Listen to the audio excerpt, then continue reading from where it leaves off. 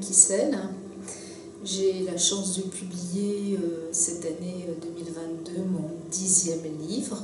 J'ai publié 2 ouvrages d'études littéraires et le reste c'est de la fiction, un recueil de nouvelles, des romans et celui-ci, L'Angiome, que j'ai sous-titré Récit.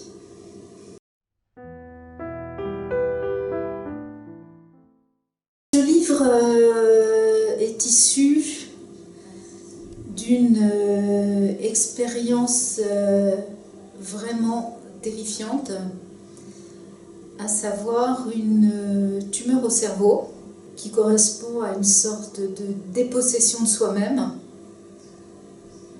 Tout d'abord, tout simplement parce que je suis tombée dans le coma, et une dépossession de soi-même dans la mesure où les soins à l'hôpital sont d'une complexité qui fait qu'on est complètement réduit à un patient, un objet, un malade.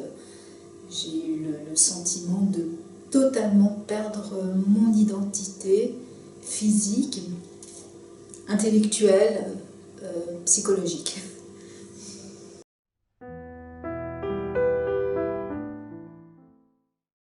Alors, il parle d'une pathologie qui, en gros, pour faire simple, est une tumeur au cerveau.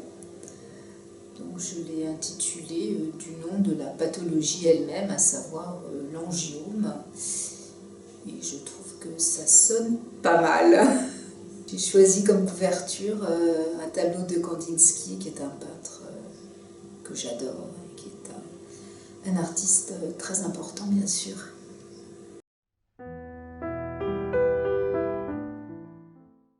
Je ne pense pas à un public particulier. J'ai écrit beaucoup de romans qui se passent dans les pays lointains, puisque j'ai vraiment beaucoup voyagé dans l'Himalaya, en Sibérie, à Madagascar. Et ce sont des lieux fabuleux, et pour y vivre des expériences et pour y placer des fictions. Et ce récit, j'ai voulu vraiment, en l'écrivant, me débarrasser de cette angoisse et de cette souffrance issue de cette pathologie qui m'a complètement dépossédée de moi-même pendant plusieurs mois.